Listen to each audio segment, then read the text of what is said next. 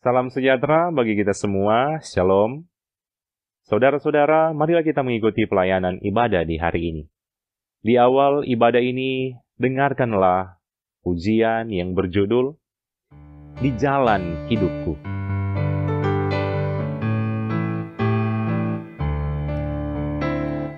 Di hidupku, ku ada sobat yang setia, yang senantiasa berjalan sertaku.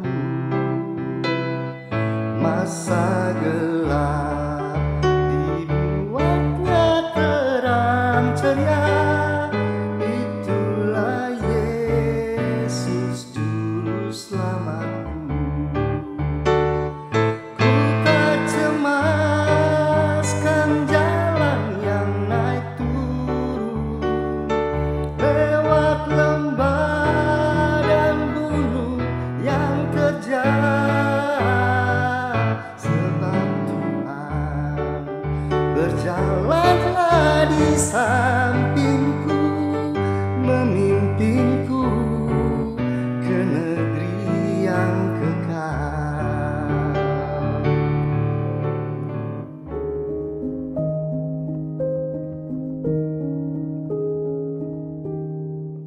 Sebelum membaca firman Tuhan, mari kita berdoa. Segala puji dan syukur kami sampaikan kepada Engkau Tuhan, yang boleh perkenankan kami semua menikmati hari ini karena anugerah-Mu Tuhan. Inilah kami semua yang rindu mengikuti pelayanan ibadah di saat ini.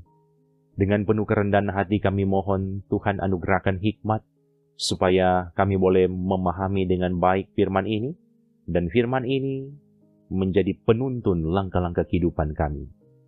Dalam nama Yesus Kristus kami berdoa. Amin. Kejadian 21 ayat 19. Lalu Allah membuka mata Hagar, sehingga ia melihat sebuah sumur. Ia pergi mengisi kirbatnya dengan air, kemudian diberinya anak itu minum. Tema renungan hari ini, Tuhan Allah membuka mata Hagar.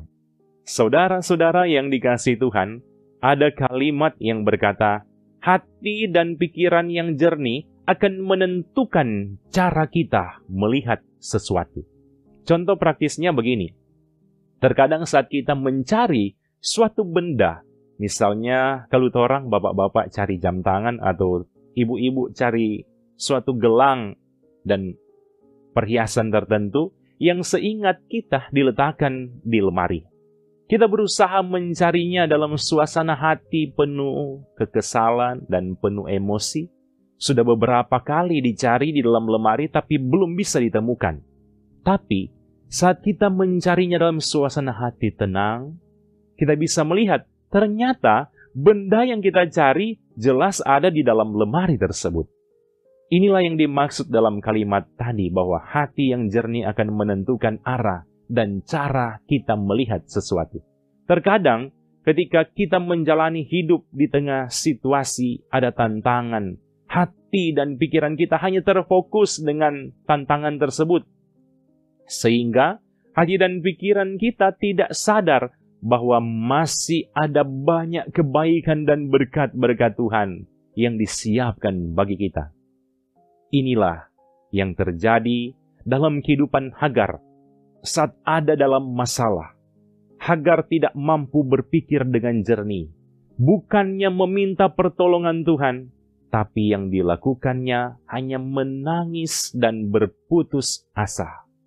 Dalam situasi ini, Tuhan menunjukkan kasih-Nya kepada Hagar dengan membuka mata Hagar dan membuat dia sadar untuk melihat dengan jelas bahwa ternyata ada sumur yang sudah Tuhan siapkan, sehingga ia dapat mengisi kirbatnya dengan air dan boleh minum. Dalam situasi ini, memberi makna yang sangat penting, yaitu bukan soal sumur dan air yang membuat mereka terlepas dari kehausan bahkan ancaman kematian, tapi penekanan yang penting di sini yaitu soal kasih sayang Tuhan, sang sumber air hidup yang memberi kelegaan bagi Hagar dan Ismail. Janji berkat yang Tuhan buat kepada Abraham memang berlaku bagi Ishak, tapi Tuhan juga menyiapkan berkat tersendiri bagi Ismail. Saudara-saudara yang dikasihi Tuhan, lewat renungan hari ini, memberikan motivasi bagi kita semua. Yang pertama, Yesus adalah sumber air hidup kekal yang dapat memberikan kelegaan. Bukan kelegaan sementara, tapi kelegaan selama-lamanya. Air yang biasa kita konsumsi setiap hari hanya dapat memberikan kelegaan sementara, tapi Yesus, sumber air hidup, dapat memberikan kelegaan selamanya, dengan kata lain, memberikan hidup kekal. Barang siapa minum air darinya, tidak akan haus untuk selama-lamanya. Bisa kita baca dalam Yohanes 4 ayat 10 dan ayat 14. Yang kedua, saat kita ada dalam masalah, jangan biarkan hati dan pikiran kita hanya terfokus pada masalah, bahkan hanya menangis dan berputus asa. Marilah menjadi pribadi yang saat ada dalam masalah, meminta pertolongan kepada Tuhan. Minta Tuhan campur tangan, karena sebesar apapun masalah kita, tidak dapat melebihi besarnya kuasa dan kasih Tuhan. Masalah apapun itu, dalam studi, pekerjaan, hubungan dalam keluarga, kesehatan, bahkan apapun itu, selalulah minta pertolongan pada Tuhan. Di akhir renungan ini ada kalimat yang berkata, marilah menjadi keluarga Kristen yang punya prinsip iman, bahwa pertolongan dan berkat yang berasal dari Tuhan tidak akan pernah terlambat, tidak akan pernah salah alamat, dan tidak akan pernah tertukar. Tuhan Yesus memberkati firman ini dan kita semua. Amin. Mari kita berdoa. Tuhan, kami sungguh bersyukur karena Engkau boleh memberikan kesempatan yang sangat berharga bagi kami semua. Kami boleh mengikuti pelayanan ibadah di saat ini. Kami boleh memuji nama-Mu Tuhan. Kami boleh membaca dan mendengarkan firman-Mu Tuhan. Biarlah pelayanan ibadah ini boleh berkenan di hadapan Engkau. Dan biarlah firman Tuhan yang sudah kami baca dan kami renungkan, ini memotivasi kami semua, bahkan memperbarui kehidupan kami semua di hadapan Engkau. Diberkatilah semua anggota jemaat yang sudah mengikuti pelayanan ibadah di hari ini. Tuhan berkati dalam keluarga masing-masing. Ini doa kami Tuhan. Akan kami akhiri dengan doa Bapa kami yang sudah Engkau ajarkan kepada kami semua.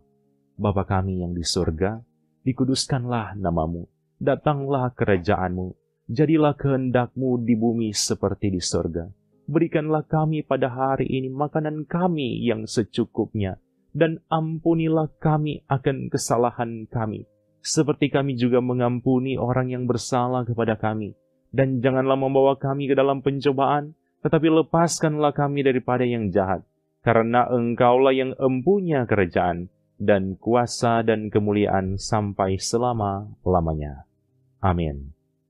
Terima kasih saudara-saudara yang sudah mengikuti pelayanan ibadah ini. Tuhan Yesus memberkati kita semua bersama keluarga masing-masing. Shalom.